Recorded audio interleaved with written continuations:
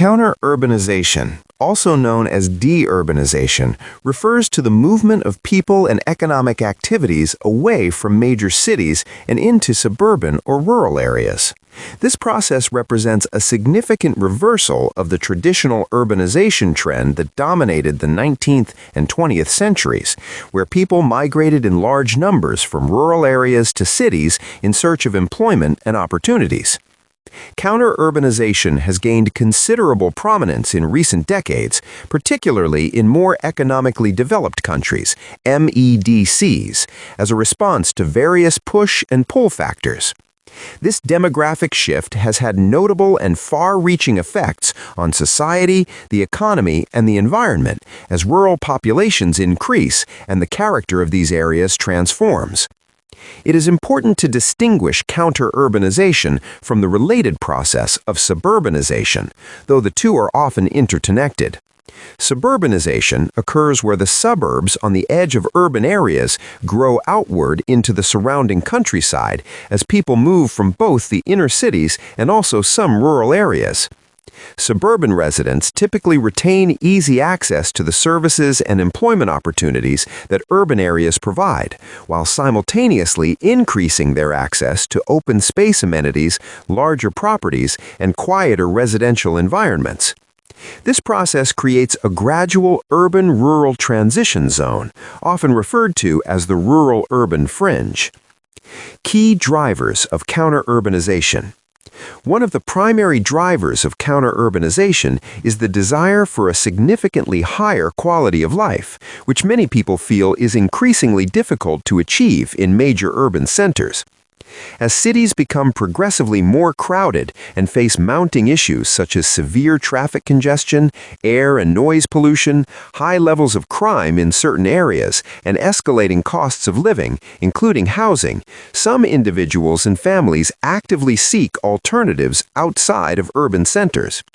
They are particularly drawn to rural areas that offer a quieter, more peaceful, and less hectic lifestyle, with considerably more space for housing and gardens, cleaner and healthier environments with lower pollution levels, and closer connections to nature and the countryside. These rural and semi-rural areas often provide a stronger sense of community cohesion, where neighbors know each other, lower crime rates that create feelings of safety and security, and better access to recreational activities such as hiking, cycling, and water sports. For families with children, rural schools are often perceived as offering smaller class sizes, better educational outcomes, and a safer environment compared to their urban counterparts.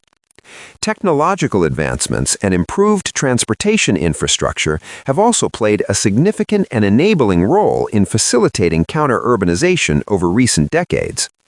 The development of reliable and efficient transportation networks, such as motorway systems, improved A roads, and high-speed railway connections, has made commuting between rural areas and cities far more feasible, convenient, and time-efficient than in previous generations.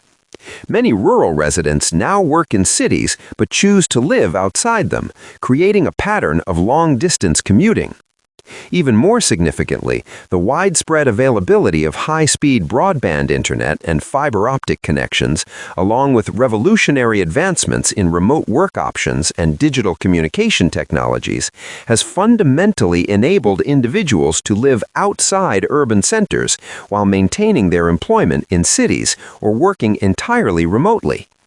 This trend was dramatically accelerated by the COVID-19 pandemic from 2020 onwards, which normalized home working and demonstrated that many jobs could be performed effectively without a physical presence in city offices.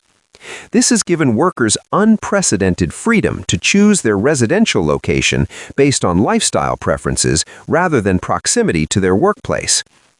Economic factors can also contribute substantially to counter-urbanization, particularly for young families and those on middle incomes. Rising property prices and the high cost of living in cities, particularly in global cities and capital regions like London and the southeast of England, can make home ownership and living expenses prohibitive or extremely challenging for many individuals and families.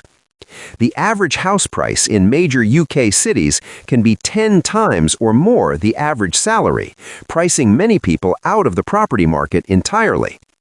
In contrast, suburban and rural areas often offer considerably more affordable housing options, whether purchasing or renting, and a generally lower cost of living, including cheaper goods and services, attracting those seeking more affordable alternatives while maintaining a decent standard of living. Additionally, the decentralization of employment and the availability of job opportunities in suburban areas and market towns, such as business parks, industrial estates, office complexes, and retail centers, can incentivize individuals to move away from major cities while maintaining stable and well-paid employment.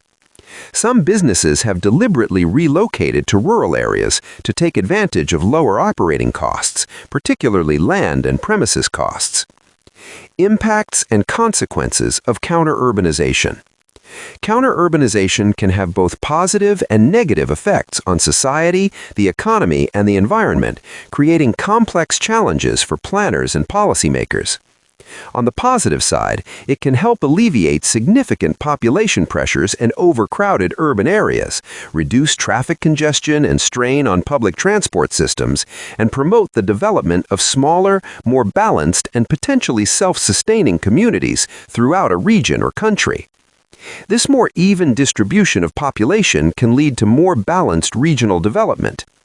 Counter-urbanization can also contribute substantially to the revitalization and regeneration of declining rural areas and villages that had previously experienced population loss and economic decline, leading to economic diversification beyond traditional agriculture, the preservation of local cultures, traditions, and heritage, and the maintenance of rural services such as shops, post offices, and pubs that might otherwise close.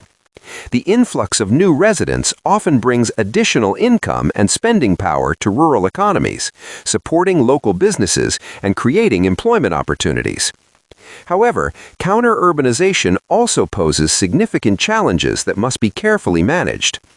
It can place considerable strain on existing infrastructure in rural areas that was designed for smaller populations, leading to increased and sometimes overwhelming demands for services such as schools, healthcare facilities, including GP surgeries and hospitals, public transportation, and utilities, including water supply and sewage systems.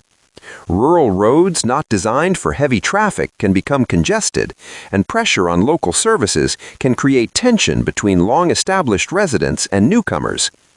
The conversion of agricultural land, woodland, and greenfield sites into residential developments or commercial areas can have serious environmental consequences, including loss of biodiversity and wildlife habitats, increased surface water runoff and flood risk, and increased overall water and energy consumption as more housing is built.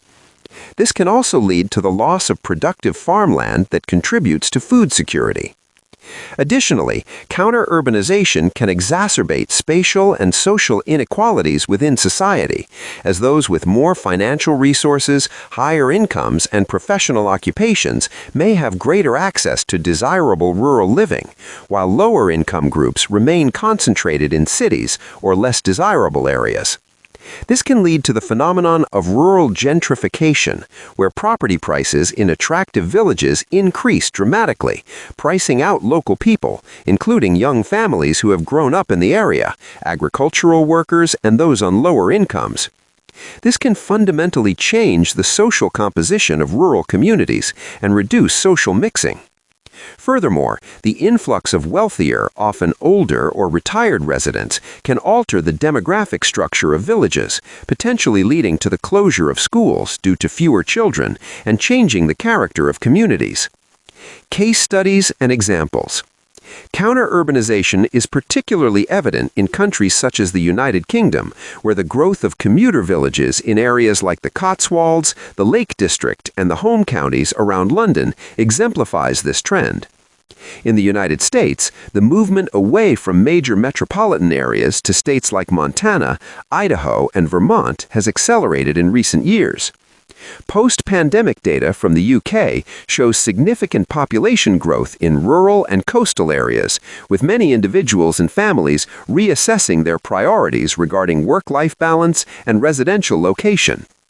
Conclusion: counter-urbanization represents a significant demographic trend involving the movement of people and economic activities away from major cities towards suburban and rural areas.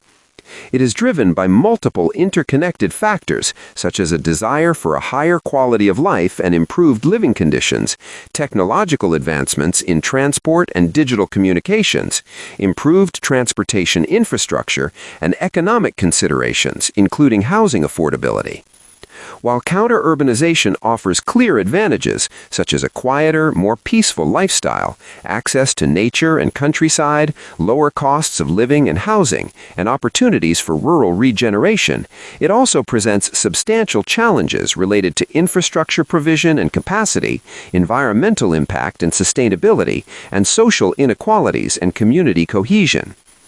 Understanding these complex dynamics, their causes, consequences, and interconnections is crucial for effective urban and regional planning, enabling policymakers to ensure sustainable, inclusive, and balanced development that benefits both urban and rural areas, while managing the environmental and social impacts effectively. As patterns of work and living continue to evolve in the 21st century, counter-urbanization is likely to remain an important geographical process shaping settlement patterns and regional development across the developed world. Thank you for listening to this Geography Expert podcast.